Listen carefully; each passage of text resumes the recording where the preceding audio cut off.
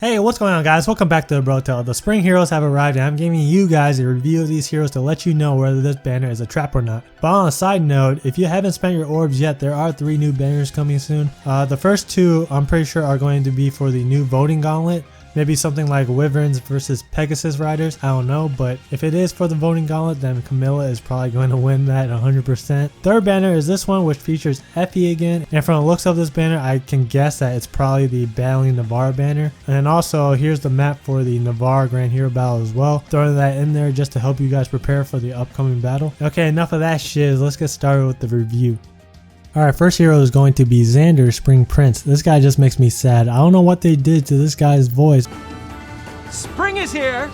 Anyways, he is a blue lance cavalry hero and his base stats are 40 HP, 25 attack, 28 speed, 35 defense, and 26 resistance. Stat wise, they are pretty underwhelming. Really underwhelming. He's got good defensive stats, but the speed comes up short. Attack is horrible. Even with the carrot, he only has 38 attack. I was thinking you could use Xander as a tank like you do with Tsubaki, but after comparing Xander's stats with Tsubaki, I realized that every single stat is the same besides speed and resistance. Xander has 4 more resistance while Tsubaki has 7 more speed, and as you guys should know, having more speed helps a lot, not only for offense but for defense as well. Tsubaki is a flower and also has a gem weapon, so overall Tsubaki is a much better tank. Xander's weapon is Carrot Lance Plus. It has 13 might, which is the 3rd highest might for lance weapons. If Xander initiates attack, he recovers 4 HP after the battle. It's an interesting weapon. Just to let you guys know, it is inheritable. I don't think it's a terrible weapon, but I do wish the effect would activate after every battle rather than just only during initiations. That would make it a great weapon for tanks because tanks usually bait and defend more than initiating fights. You could use Fury 2 with this weapon and the HP loss from Fury actually cancels out with this weapon, so that's something to think about. Just like Tsubaki, he has the assist skill swap, and I do think Xander is supposed to fulfill Tsubaki's same role, but for cavalry unit. Xander does move 3 spaces so he can utilize swap better in different situations. His passive B is Live for Honor. This is a new passive that earns you 1.5 times normal badges from a training tower map if Xander survives. Definitely not an arena skill, rather more of a PvE skill. Pretty straightforward though. If you need to farm more badges, then slap this shit on. I do like that the developers are introducing these skills that are more PvE oriented. Fortified Defense 3 is his C passive and it gives +4 defense to adjacent allies at the start of each turn. Great AoE buff. Note that you can inherit Fortified Cavalry right away because all you need is Fortified Defense 2. For those who are curious, Jaken does carry both Fortified Cavalry and Fury 2. Okay, so I think Xander is the worst hero in this banner. He fulfills a tank role, but Tsubaki does it better.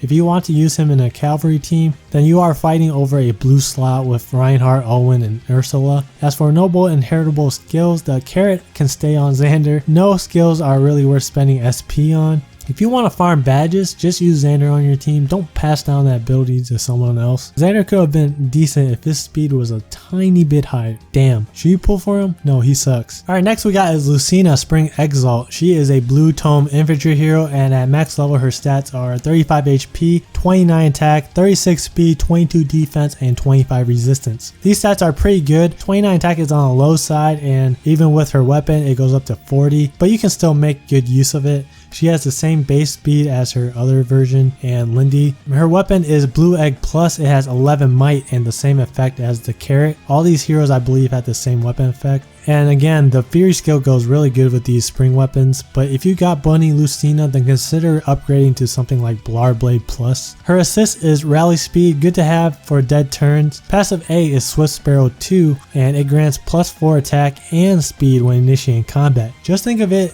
like a better Darting Blow. Actually, it's like Darting Blow and Death Blow combined. But there's no Swift Sparrow 3 yet. I don't know if they're going to add that in the game, but it's going to be power creeping. Because why would you use Darting Blow and Death Blow when you can just use Swift Sparrow 3? Even though there is no +6/+6 version, this is still a good skill to have and to pass down. The bad part about it is that it only gives +4 speed, so Lucina actually can't outspeed her other version or Lindy. Passive B is Seal Res 3. After combat, foe suffers resistance -7 through his next action. Lucina does have lowish base attack, so she isn't going to be killing everything. so this passive helps her a little bit. Pair her up with a dancer and this passive really shines. So I think Lucina might be the best hero in this banner. She is basically a poor man's Lindy with better defense but lower attack. If you give her the right skills, she can become very powerful. The only notable skill I see is Swift Sparrow 2. Blue Egg Plus is kind of meh. There are a lot better options for weapons. Should you pull for her?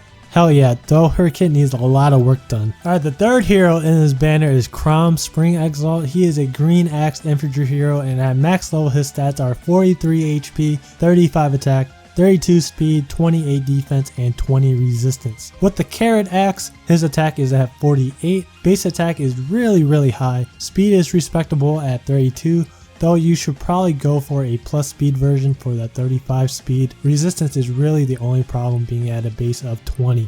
Weapon is Carrot Axe Plus. It has 13 might, which is also the third strongest axe weapon right now, below Silver Axe Plus. I can see this weapon effect being okay for Cram. Cram's stats is built sort of like a physical bruiser, so the 4 heal might come in handy. Killer Axe Plus is always a good option as a replacement. His assist is Shove, push adjacent ally one space further away. It's kind of like whatever.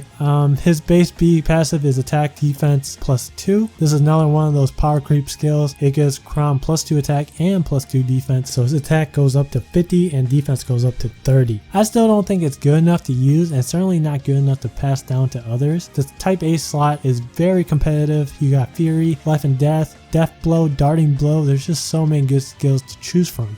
His C passive is another new skill called Axe Experience 3. If Chrom survives, all Axe users on the team gets 2 times XP. 2 times XP is pretty great, but how many Axe users can you really fit onto a team and beat the 10th stratum effectively? Probably only 2, unless you get those rare occasions where the stage is filled with only blue enemies. Kawaii Chrom has respectable stats. With a lot of work and SP, you can potentially turn Chrom into a great hero. He is kind of similar to Raven, but slightly worse. Chrom has no notable skills worth passing down though. Should you pull for him? I think he's okay and quite decent, so if you happen to get him, be happy you did. You could have got someone worse like Xander. Okay, the last hero on this banner is Camilla, Spring Princess. She is the first green tone flying hero in the game, and her stats are 39 HP, 35 attack, 25 speed, 30 defense, and 19 resistance. Compared with their other version, everything is like the exact opposite. This version has lower speed and resistance, but more attack and defense. The stat spread is alright. High attack with low speed makes her a perfect candidate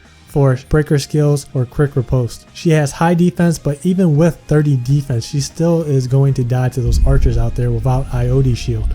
19 resistance is very low. You're probably going to have to watch out for those red mages out there. Her weapon is Green Egg Plus. It has 11 might, which is the 3rd highest might green tome in the game. I would suggest swapping the weapon with Ground Raven. Ground Raven will let her do more damage to colorless units like archers. Assist is Rally Attack, good skill for dead turns. Passive A is Defiant Speed 3. It grants her 7 attack at the start of the turn if her HP is at or below 50%. Not really an ideal skill for her. Her speed increases to 32, but you need to reach the HP requirement. If you want more speed, might as well use Darting Blow 3, but the best skill for this slot would be IOD Shield.